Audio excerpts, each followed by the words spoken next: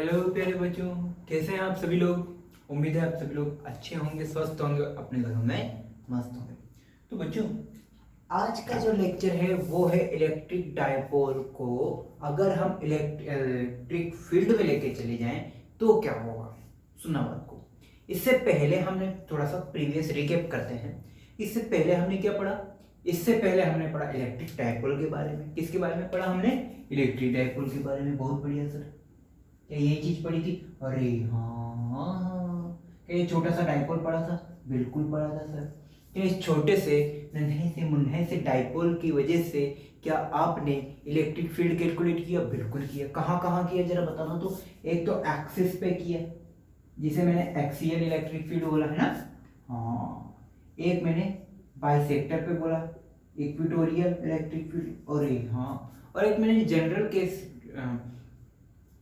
Case पढ़ा था, जहां पर हमने क्या किया, किसी भी स्पेस में किसी भी पॉइंट पर electric field due to a dipole मैंने कैलकुलेट किया। तो इस तरीके से मैंने क्या किया, electric field due to a dipole calculate करना सीख लिया। अब बच्चों, अब आज के केस में हम क्या करेंगे कि इलेक्ट्रिक डायपोल को किसी भी एक पर्टिकुलर इलेक्ट्रिक फील्ड में लेके जा रहे हैं। अब क्या कर रहे हैं, डायपोल को उठाया और कहाँ लेके चले गए? इलेक्ट्रिक फील्ड में। इससे पहले हमने क्या सीखा था? डायपोल की वजह से इलेक्ट्रिक फील्ड कैलकुलेट करना।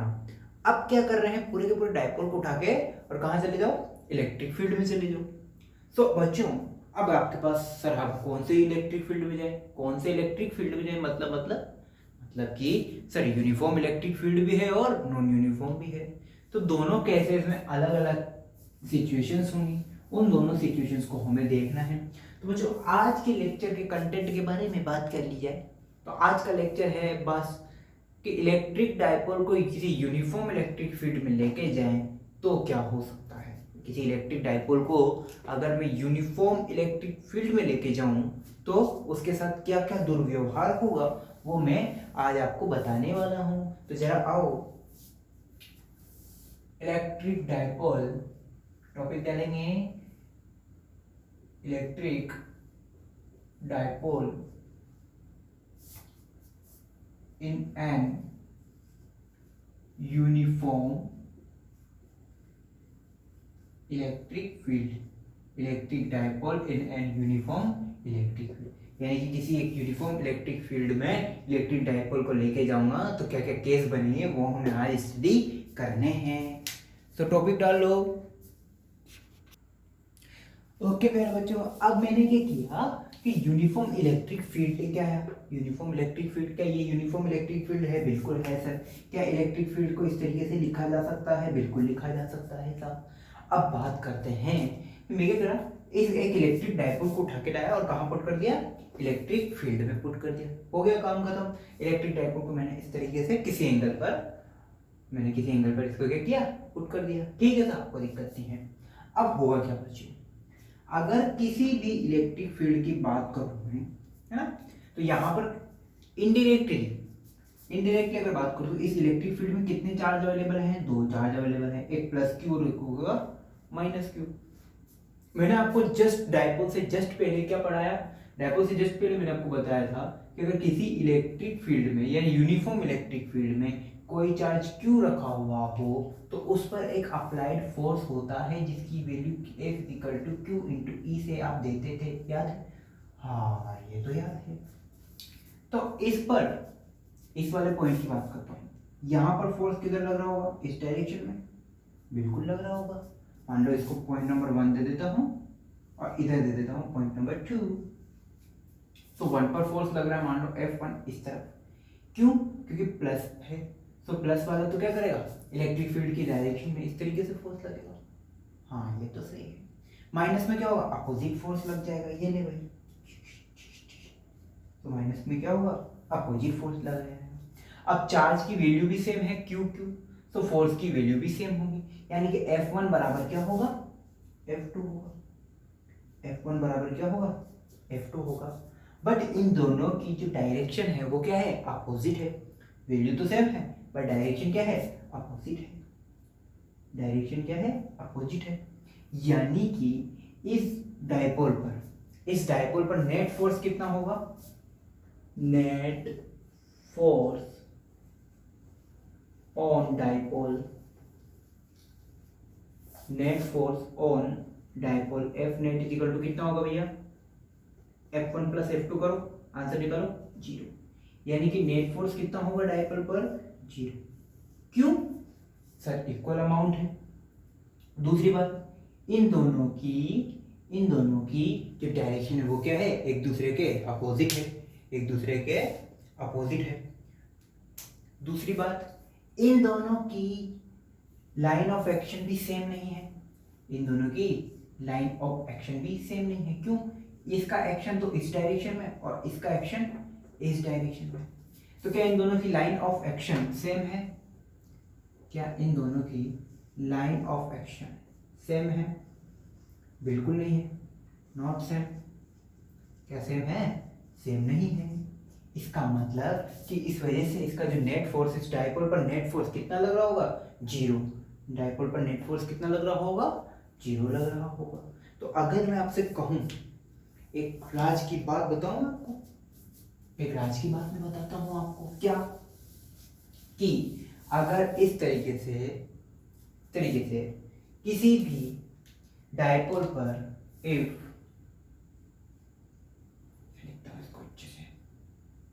चलो यहाँ लिख देते हैं, if on any dipole here two opposite force,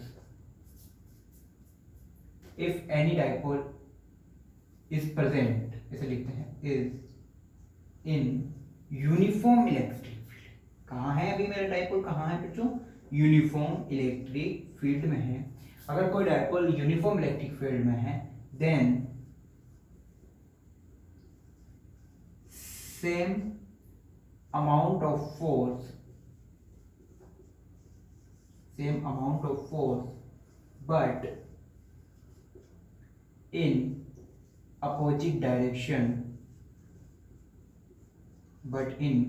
opposite direction is applied।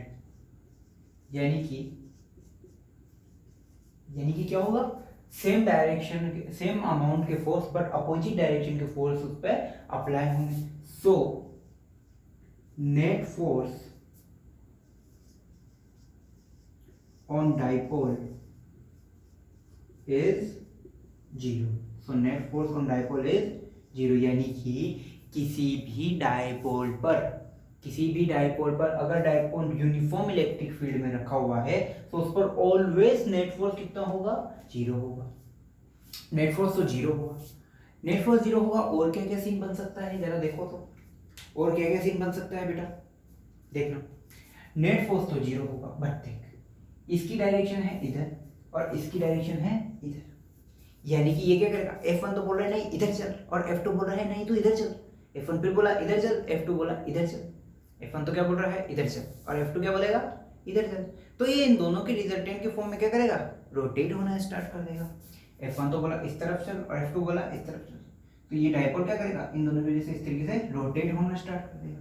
किसके अलोंग, अपने सेंटर ऑफ मास के अलोंग, अपने सेंटर ऑफ मास के अलोंग। इसका सेंटर ऑफ मास कहाँ माना जाएगा, ऊपर। सो if any dipole is in uniform electric field, then same amount of force but in opposite direction is applied on it. So net force on dipole is 0. That's why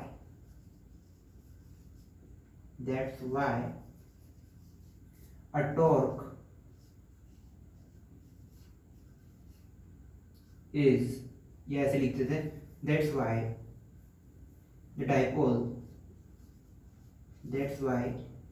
the dipole starts to move, starts to rotate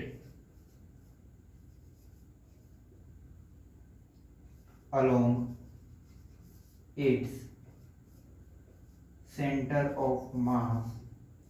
That's why the dipole starts to rotate along its center of mass। यानी कि इस center of mass के along, इसको along ये क्या करेगा, dipole इस तरीके से रोटेट करना स्टार्ट कर देगा, इस तरीके से रोटेट करना ये स्टार्ट कर देगा।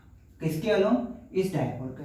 ये क्या है, इसका centre of mass. O point जो है इसका क्या डिनोट कर रहा है, सेंटर ऑफ मास डिनोट कर रहा है। तो यहाँ से अगर इसको फिक्स कर दूं तो ये डायपोल किस तरीके से मूवमेंट करने स्टार्ट कर देगा, इस तरीके से रोटेट करना स्टार्ट कर देगा।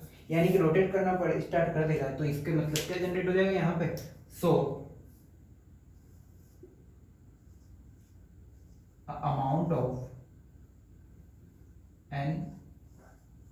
amount of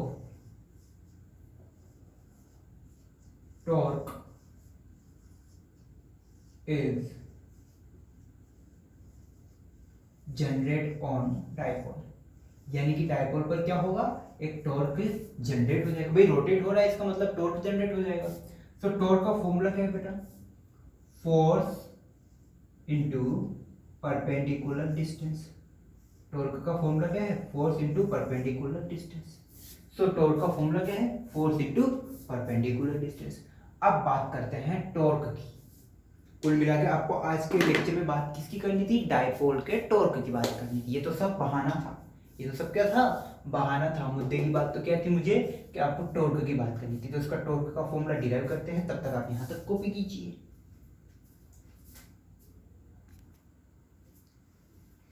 ओके बच्चों, अब बात करते हैं थोड़ी सी। देखो, अगर कोई भी डायपोल किसी यूनिफॉर्म इलेक्ट्रिक फील्ड में रखा हुआ है तो उस पर नेट फोर्स तो कितना होगा, 0। ये तो श्योर है। दूसरी बात करते हैं टॉर्क। तो torque is given by applied force into perpendicular distance. अब अप्लाइड फोर्स तो क्या है दोनों बच्चों, दोनों तरफ सेम है। कितना, यहाँ पे भी Q इंटू ई और यहाँ पे भी Q into E. Applied force is same, दोनों तरफ सेम। केम छे, सेम छे। कैसे, F equal to Q into E और यहाँ पर भी F equal to Q into E. ठीक है, बस डायरेक्शन अपोजिट है। बात करते हैं तो बच्चों इसके लिए, यहाँ पर फर्स्ट पोजीशन के लिए और सेकंड पोजीशन के लिए बात करते हैं। पहले टॉर्क 1 की, T1। यहाँ इधर जो टॉर्क लग रहा है वो किस तरीके से लग रहा है उसकी बात कर लेते हैं। देखो, अप्लाइड फोर्स तो हो गया F। ओके ठीक है सर, कोई दिक्कत नहीं, आपने बोला हमने मान लिया। दूसरी बात, परपेंडिकुलर डिस्टेंस का मीनिंग क्या है बच्चों, परपेंडिकुलर डिस्टेंस का मीनिंग, परपेंडिकुलर डिस्टेंस का मीनिंग ये है, देखो यहां से यहां तक की O से लेके इस पॉइंट तक की डिस्टेंस कितनी है, इसके दो कंपोनेंट आएंगे। एक होगा L cos थीटा और दूसरा होगा L sin थीटा। दूसरा क्या होगा, L sin थीटा होगा। एक तो होगा L cos थीटा और एक और होगा L sin थीटा।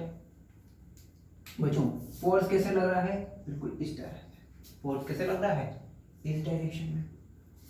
अब जब डिस्टेंस लोगे वो L cos थीटा लो या L sin थीटा लो।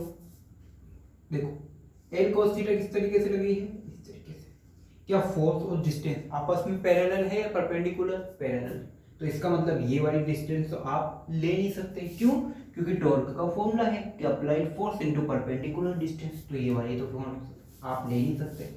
दूसरी बची L sin थीटा, क्या ये इस तरीके से लग रही है, हाँ ये जरूर हो सकता है। देखो परपेंडिकुलर है दोनों एक दूसरे, तो जो डिस्टेंस लूंगा वो कौन सी लूंगा, L sin थीटा लूंगा। तो लिखो torque 1 is equal to F into L into sine theta. होगी बात। इसी तरीके से यहाँ पे निकालो, इसी तरीके से यहाँ पे निकालो। देखो ये एंगल भी कितना, थीटा। इधर का जो कंपोनेंट है वो भी L cos थीटा और इधर का जो कंपोनेंट है वो L sin थीटा बन गया। यानी कि जो परपेंडिकुलर डिस्टेंस है वो भी यहाँ पे कितनी आएगी, L sin थीटा आएगी। सो torque number 2 this is also F L sin theta. दोनों क्या है, आपस में बराबर आए। अब बात करते हैं बच्चों टॉर्क क्या है, वेक्टर क्वांटिटी है। टॉर्क क्या है, वेक्टर क्वांटिटी है। सो नेट टॉर्क ऑन डायपोल क्या होगा, torque number 1 plus torque number 2। अब दोनों सेम है। देखो यहाँ वाला टॉर्क क्या करेगा, इसको इस तरफ घुमाने का काम कर रहा है। भाई ये वाला फोर्स की वजह से जो टॉर्क है वो किधर घुमाएगा, इसको इस तरफ घुमाएगा। बोले तो क्लॉकवाइज घुमाएगा, बोले तो क्लॉकवाइज घुमाएगा, सीधा सीधा घुमाएगा। इधर वाले टॉर्क की बात करो, ये वाला टॉर्क भी इसको कैसे घुमाएगा, इस तरफ ही घुमाएगा ना। ये वाला जो टॉर्क है इस डायपोल को किस तरीके से घुमाएगा, इसी तरीके से घुमाएगा। तो ये भी किस तरीके से घुमा रहा है, एंटी क्लॉकवाइज घुमा रहा है, और ये भी किस तरीके से घुमा रहा है, एंटी क्लॉकवाइज घुमा रहा है, सॉरी क्लॉकवाइज घुमा रहा है। तो दोनों की डायरेक्शन सेम है। दोनों की डायरेक्शन सेम है। तो डायरेक्शन सेम है तो क्या करो, डायरेक्ट ऐड कर दो। अगर डायरेक्शन सेम है तो क्या करो, डायरेक्ट ऐड कर दो। So net torque is equal to F L sine theta plus F L sine theta is equal to twice of F L sine theta, twice of F L sine theta. F की value रख दो, F की value रखो। Applied force is given by F is equal to Q into E, F की जगह Q into E रख दो, Q E L into sine theta, 2 Q E into sine theta. मैं क्या करता हूँ, थोड़ी सी एडिटिंग करता हूँ। एडिटिंग का मीनिंग टॉर्क नेट, इसको मैं थोड़ा सा और एडिटिंग करता हूँ। ई को साइड लेके गया, क्यू ई और क्यू, और इस 2 को साइड में लेके मल्टीप्लाई कर लिया इस तरीके से। बच्चों ये क्या बन गया, Q into 2 into L, momentum. इसका मोमेंटम क्या लिखोगे, यहाँ पे मोमेंटम क्या लिखोगे, Q इंटू 2L, माइनस से प्लस, इस तरीके से माइनस से प्लस। सो इसका जो ये मोमेंटम आ गया, so torque net is equal to, इसकी जगह क्या लिखोगे बेटा, E डॉट, इसकी पूरी टर्म की जगह क्या देगा, P साइन थीटा, बहुत बढ़िया, EP साइन थीटा, ठीक है। ये आ गया मैग्नीट्यूड, ये तो क्या आ गया, मैग्नीट्यूड। अच्छा बच्चों, अगर मैं आपको बोलूं A क्रॉस B का फॉर्मूला बोले तो क्या बोलेगा, A B साइन थीटा, यही था वेक्टर में। तो इसको क्या लिखा जा सकता है, इसको दो तरीके से लिखा जा सकता है। या तो आप E क्रॉस P लिख सकते हो, या फिर P क्रॉस E लिख सकते हो। इस पूरी टर्म को क्या लिख सकते हो, या तो E क्रॉस P लिख सकते हो, P क्रॉस E लिख सकते हो। क्या लिखो, अब देखो बात करते हैं अपन थोड़ी सी, इधर है इलेक्ट्रिक फील्ड किधर है, इस तरफ है। देखो इलेक्ट्रिक फील्ड किधर है, मोमेंटम किधर है, डाइपोल किधर है, इस तरफ। तो डाइपोल का मोमेंटम किधर होगा, इधर ही होगा। इन दोनों के बीच में एंगल थीटा है। अब E क्रॉस P लिखें, P क्रॉस E लिखें, जिधर टॉर्क की डायरेक्शन आ जाए वो हमारा काम सही है। तो बात करते हैं E cross P, E cross P, E cross B, चलो E क्रॉस B। तो टॉर्क कहाँ आ रहा है, बाहर, लेकिन क्वेश्चन के अकॉर्डिंग तो टॉर्क किधर लग रहा है, इधर लगना चाहिए। क्वेश्चन के अकॉर्डिंग टॉर्क तो अंदर लगना चाहिए। सो E क्रॉस P तो, E क्रॉस P तो नहीं लिख सकते, P क्रॉस E बताओ, P cross E, P cross E करो, श्याम टॉर्क कहाँ लग रहा है, अंदर। देखो टॉर्क सही जा रहा है, बिल्कुल। टॉर्क यहाँ पर अगर यहाँ रख के टॉर्क की डायरेक्शन निकालो तो टॉर्क की डायरेक्शन इधर ही है, राइट हैंड रूल से। हाँ यही है। तो क्या लिखोगे इसकी जगह, आप टॉर्क को वेक्टर की फॉर्म में किस तरीके से लिख सकते हो, torque is given bye P cross E vector, torque is given bye P cross E vector, torque is given bye P cross E vector. ये आ गया आपके रिजल्टेंट टॉर्क। इस टॉर्क के साथ में पूरा डाइपोल मोमेंट होगा, यानी कि ये क्या है बच्चों, पूरा टॉर्क है। इस टॉर्क के साथ में आप ये, अगर किसी भी डाइपोल को यूनिफॉर्म इलेक्ट्रिक फील्ड में रखो तो उस पर टॉर्क जनरेट होगा, torque generated torque is given bye P cross E। इसको कॉपी करो, इससे रिलेटेड आगे कुछ और बात करते हैं इंपॉर्टेंट। कॉपी करो बच्चों। ओके बच्चों, अब बात करते हैं, आपको ये तो पता चला गया कि इलेक्ट्रिक डाइपोल अगर यूनिफॉर्म इलेक्ट्रिक फील्ड में है तो वहां पर एक चीज होगी, क्या, दो चीज होगी, सॉरी, कि नेट फोर्स डाइपोल पर कितना होगा, 0 होगा। दूसरी बात, जो उस पर टॉर्क जनरेट होगा वो टॉर्क किससे गिवन है, P क्रॉस E से गिवन है, ठीक है। अब मैं बात करता हूं कि क्या टॉर्क मैक्सिमम हो सकता है, केस फर्स्ट, टॉर्क मैक्सिमम हो सकता है, बिल्कुल हो सकता है। मैं क्या करता हूं, टॉर्क को मैक्सिमम करना चाहता हूं। क्या करना चाहता हूं, टॉर्क को मैक्सिमम। क्या करूं सर ऐसा कि टॉर्क मैक्सिमम हो जाए, कुछ मत कर भाई, टॉर्क का फॉर्मूला बोल sir, PE sine theta, PE sine theta. P को तू चेंज कर नहीं सकता, E को तू चेंज कर नहीं सकता, तू किसको चेंज कर सकता है, थीटा को।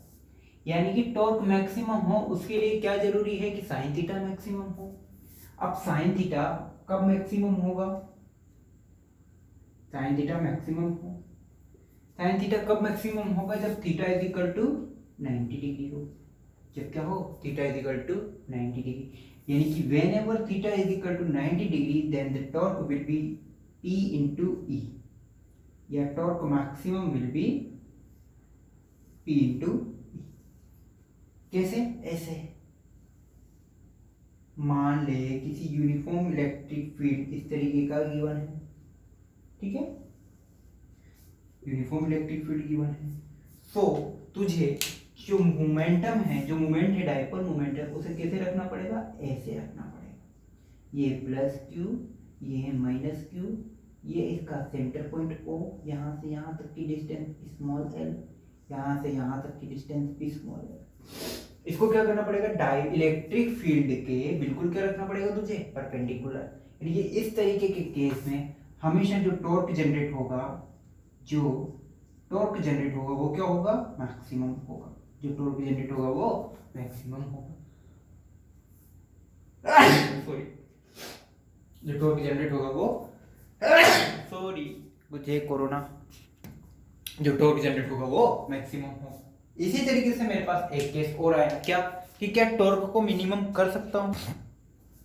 सॉरी बच्चों, तो अगर बात करूं कि टॉर्क मैक्सिमम तो है, लेकिन क्या टॉर्क मिनिमम भी हो सकता है? क्या टॉर्क मिनिमम भी हो सकता है? बिल्कुल हो सकता है।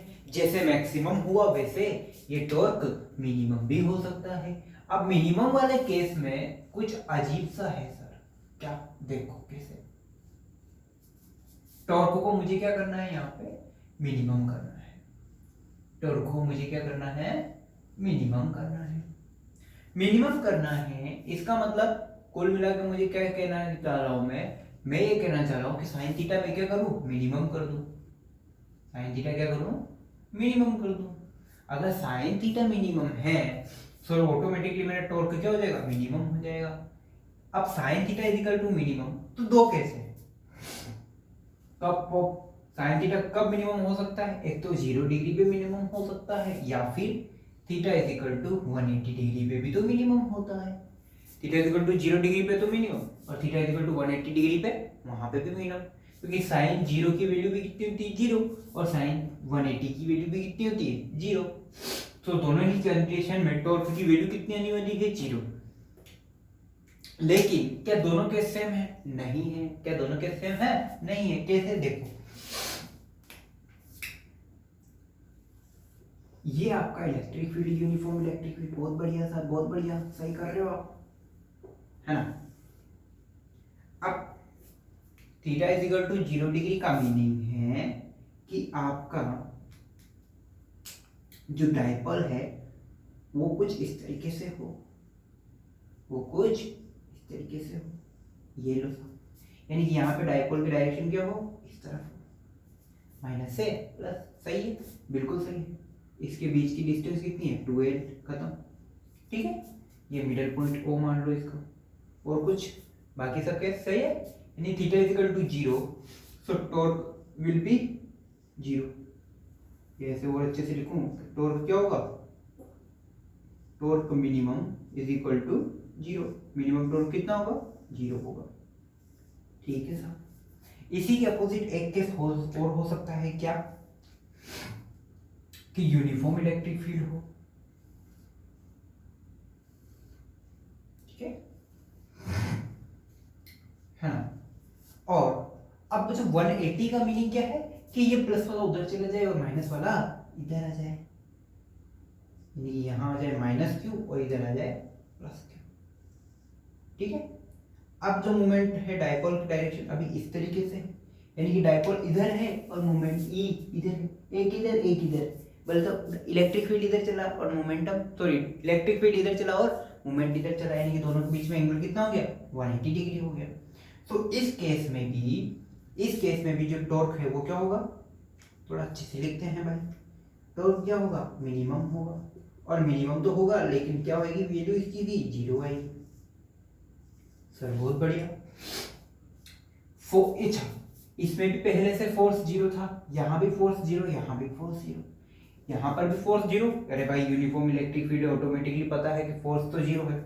यहाँ पे फोर्स भी कितना है? नेट फोर्स कितना है डायपोल पे? 0 है। लेकिन क्या टॉर्क भी जीरो है? टॉर्क जीरो नहीं है। इस केस में क्या है, नेट इलेक्ट्रिक स्टैटिक फोर्स यहाँ पर क्या है, डाइपोल पर फोर्स, नेट फोर्स कितना? जीरो। इस वाले केस में भी नेट फोर्स कितना है? जीरो। इस वाले केस में भी नेट फोर्स कितना है? जीरो। और इस वाले केस में भी net force zero.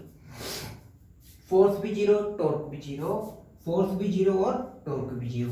That means ये वाली कंडीशन क्या है? इक्विलिब्रियम कंडीशन है। ये वाली कंडीशन क्या है? इक्विलिब्रियम कंडीशन है। सो ये वाली कंडीशन भी क्या है? इक्विलिब्रियम कंडीशन है। अर्थात यानी कि जब जब आपके साथ ऐसा हो, कैसा हो कि नेट फोर्स भी जीरो और डाइपोल का टॉर्क भी जीरो, नेट फोर्स भी जीरो और डाइपोल का टॉर्क भी zero, then you can say that कि जो डाइपोल है वो क्या है? इक्विलिब्रियम में है। जो डाइपोल है वो क्या है? इक्विलिब्रियम में है। तो सर आपने दोनों केस अलग अलग क्यों बताए? अलग अलग बताने का रीजन ये है कि ये जो इक्विलिब्रियम है ये कहलाता है स्टेबल इक्विलिब्रियम और ये वाला इक्विलिब्रियम कहलाता है अनस्टेबल इक्विलिब्रियम। आई बात समझ में? यहां थोड़ा सा लोचा है। पहले वाला तो क्या है? स्टेबल इक्विलिब्रियम और दूसरे वाला क्या है? Unstable equilibrium. मतलब स्टेबल इक्विलिब्रियम का मीनिंग देखो। स्टेबल का मतलब क्या कि स्टेबल रहे, मतलब जैसे ही मैं उसे उसकी पोजीशन में चेंज करूं वापस जैसे ही छोड़ू वापस कहाँ आ जाए? अपनी स्टार्टिंग पोजीशन में आ जाए। बोले तो स्टेबल इक्विलिब्रियम की बात करते हैं कि मोमेंट जो है डाइपोल ऐसे रखा हुआ है ठीक है। मैं क्या करता हूँ, इस डाइपोल की पोजीशन में चेंज करके इसको ऐसे किया, जैसे ही ऐसा किया छोड़ा वापस ये कहाँ आ जाएगा? अपनी पोजीशन में आ जाएगा। फिर मैंने इसको चेंज किया, डिस्टर्ब किया, फिर ये अपनी पोजीशन में आ गया। फिर मैंने इसको इस तरीके से डिस्टर्ब किया, वापस कहाँ आ गया? अपनी पोजीशन में। कुल मिला के ये ऐसे इक्विलिब्रियम कंडीशन में है, ये ऐसी इक्विलिब्रियम कंडीशन में है कि ये जो डाइपोल है ये अपनी पोजीशन को छोड़ना ही नहीं चाह रहा। यानी कि अगर डाइपोल की डायरेक्शन इस तरह से है तो ये डायरेक्शन कंप्लीटली इसी तरीके से रहेगी। आप चाहे उसे पकड़ पकड़ के नचाओ, इतना भी नहीं नाचना था भाई, ठीक है। आप चाहे इसके साथ जो कुछ करो लेकिन ये वापस कहाँ आ जाएगा? स्टार्टिंग की पोजीशन में आ जाएगा। यानी कि बच्चों अगर मैं इस डाइपोल को घुमाऊं, ये माइनस क्यू और ये प्लस क्यू, मान लो मैंने इसे घुमा दिया तो वापस जैसे घुमा के हटा वापस ये कहाँ गया? अपनी पोजीशन में आ गया। वो तेरी ये क्या हुआ भाई? फिर इसको मैंने थोड़ा सा, चलो इधर नहीं, मैंने कहा इधर नहीं घुमाते हैं, इसको कैसे घुमाते हैं? इस तरीके से घुमा दिया।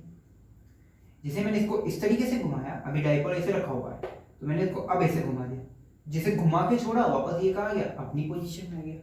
मैं चाहे इसको ऐसे घुमाऊं तो वापस ये अपनी पोजीशन में आ रहा है। मैं चाहे इसको ऐसे क्लॉकवाइज घुमाऊं वापस कहाँ गया? अपनी पोजीशन में। चाहे मैं इसको क्लॉकवाइज एंटी क्लॉकवाइज घुमाऊं, चाहे मैं इसको क्लॉकवाइज घुमाऊं, वापस कहाँ आ जाता है? अपनी पोजीशन में। बड़ा नालायक है यार, ये बड़ा नालायक है। तो इस तरीके के इक्विलिब्रियम को क्या बोलेंगे? Stable equilibrium. अनस्टेबल में क्या केस है भाई? अनस्टेबल इक्विलिब्रियम का क्या केस है? अनस्टेबल इक्विलिब्रियम का क्या केस है? अनस्टेबल का इक्विलिब्रियम का केस ये है कि जिस तरीके से अभी देखो, सपोज डाइपोल इधर है, अभी क्या है? डाइपोल की डायरेक्शन ऐसी है, यानी कि इस तरीके पॉइंट, ठीक है। अभी डाइपोल किधर जा रहा है? इधर। और इलेक्ट्रिक फील्ड किधर जा रहा है? इधर। दोनों के बीच में एंगल 180। अब मैं क्या करता हूँ, इस डाइपोल को हल्का सा चेंज किया, इस डाइपोल को अपनी पोजीशन से चेंज किया मैंने, इसका ऐसा किया तो ये क्या बोलेगा? चलो बाय मैं निकली, चलो बाय मैं निकली। कहाँ चले जाएगा? इलेक्ट्रिक फील्ड की डायरेक्शन में चला जाएगा। इस डाइपोल को अभी ऐसे है, मैंने इसको थोड़ा सा चेंज किया, हल्का सा चेंज किया और वापस अपनी पोजीशन को बदल के ये कहाँ चला जाएगा? इलेक्ट्रिक फील्ड की डायरेक्शन में चला जाएगा। यानी कि मैं इसे चाहूँ जैसे चेंज करूँ, मैं चाहे इसे अभी क्या है? इस तरीके से है। अब मैं चाहे इसे क्लॉकवाइज घुमाऊं, चाहे मैं इसे एंटी क्लॉकवाइज घुमाऊं, लेकिन अगर मैंने हल्का सा एक बार भी इसको छूट दी तो ये क्या करेगा? हाथ से बाहर निकल जाएगा। ये क्या करेगा? हाथ से बाहर निकल जाएगा। यानी कि इसे छूट बिल्कुल नहीं देनी है, इसे छूट बिल्कुल नहीं देनी। हल्की सी आपने छूट दी, ये कहाँ आने की कोशिश करेगा? अपनी पोजीशन को चेंज करके इस तरह से आने की कोशिश करेगा। यानी कि अभी जो डाइपोल रखा हुआ ऐसे रखा हुआ है, हल्का सा आपने इसको डिस्टर्ब किया, ये खट से कहाँ जाएगा? हल्का सा आपने इसको डिस्टर्ब किया मान लो हल्का सा इसको इस तरीके से आपने रोटेट कर दिया तो ये कहाँ है घूम के अपनी पोजीशन को चेंज करके इस तरीके से करना पड़ जाएगा। यहाँ प्लस क्यू बना देगा और यहाँ माइनस क्यू बना देगा। आप चाहे जैसे चाहो जैसे चाहो वैसे चेंज करो, लेकिन ये कहाँ आने की कोशिश करेगा, इलेक्ट्रिक फील्ड की डायरेक्शन में आने की कोशिश करेगा। तो बच्चों इनडायरेक्टली कहने का मतलब क्या है कि ये जो इलेक्ट्रिक फील्ड है ना बड़ा कमीना आदमी है। क्या है? बड़ा कमीना आदमी। कैसे? इलेक्ट्रिक फील्ड हमेशा क्या कोशिश करता है कि जो डायपोल है ये हमेशा मेरी मुट्ठी में रहे, जहां जहां मैं जाऊं वहां वहां ये डायपोल है। कैसे? देखो इधर देख, अगर इलेक्ट्रिक फील्ड इधर है तो ये इलेक्ट्रिक फील्ड क्या कोशिश करेगा, डायपोल को पकड़े रहने की कोशिश करेगा, इसलिए इसने यहाँ से हिलने नहीं दिया, तो ये स्टेबल इक्विलिब्रियम हो गया। इधर आओ, अभी देखो इलेक्ट्रिक फील्ड की डायरेक्शन इधर और डायपोल की डायरेक्शन इधर, यानी दोनों क्या है, अपोजिट। अब इलेक्ट्रिक फील्ड क्या कोशिश करेगा कि साला ये डायपोल ये पीछे क्यों जा रहा है, मेरी तरफ आ। तो ये क्या कोशिश करेगा, जैसे ही मैंने इसको हल्का सा डिस्टर्ब किया, इस डायपोल को हल्का सा डिस्टर्ब किया, इस इलेक्ट्रिक फील्ड ने क्या किया, अपनी तरफ कन्वर्ट कर लिया। ये ले, ठीक है, दोनों एक दूसरे दोनों सेम डायरेक्शन में हो गए। दोनों क्या हो गए, सेम डायरेक्शन में हो गए। इसका मीनिंग क्या है कि इलेक्ट्रिक फील्ड हमेशा ये ट्राई करेगा कि जो डायपोल है वो कहाँ रहे, उसकी डायरेक्शन में रहे। जिधर इलेक्ट्रिक फील्ड लग रहा है उसी के अलोंग डायपोल लगे। इलेक्ट्रिक फील्ड की हमेशा से कोशिश यही रहती है, आपकी भी कोशिश यही रहती है कि वो हमेशा कहाँ जाए, जहाँ मैं जाऊँ वहाँ वो चली आए। आपकी भी क्या कोशिश रहती है कि जहाँ मैं जाऊँ वहाँ वो चली आए। उसी तरीके से इलेक्ट्रिक फील्ड की भी यही कोशिश रहती है कि जिस डायरेक्शन में मैं रहूँ उसी डायरेक्शन में डायपोल भी आ जाए। ठीक है, तो यहाँ पर तो ऑटोमेटिकली डायपोल है, तो भैया जो पहले से इसी की डायरेक्शन में है उसे चेंज थोड़ी होने देगा। तो आप जितना चेंज करोगे वापस से ये अपनी पोजीशन पे आ जाएगा। इसे बोलते हैं स्टेबल इक्विलिब्रियम। यहाँ पे अपोजिट है, तो जैसे आप चेंज करोगे इलेक्ट्रिक फील्ड की डायरेक्शन में चला जाएगा, इसलिए यानी स्टेबल इक्विलिब्रियम। तो बच्चों आज के लिए हम इतना ही पढ़ेंगे। नेक्स्ट लेक्चर में हम वापस से डायपोल के खेलेंगे, लेकिन अब कहाँ खेलेंगे, नॉन यूनिफॉर्म इलेक्ट्रिक फील्ड में। तो नॉन यूनिफॉर्म इलेक्ट्रिक फील्ड में हम डायपोल को खेलेंगे, प्लस हम डायपोल से रिलेटेड कुछ अच्छे क्वेश्चंस भी करेंगे। तो आज के लेक्चर के लिए इतना ही। आज की क्लास यही डिसमिस करते हैं। All the best.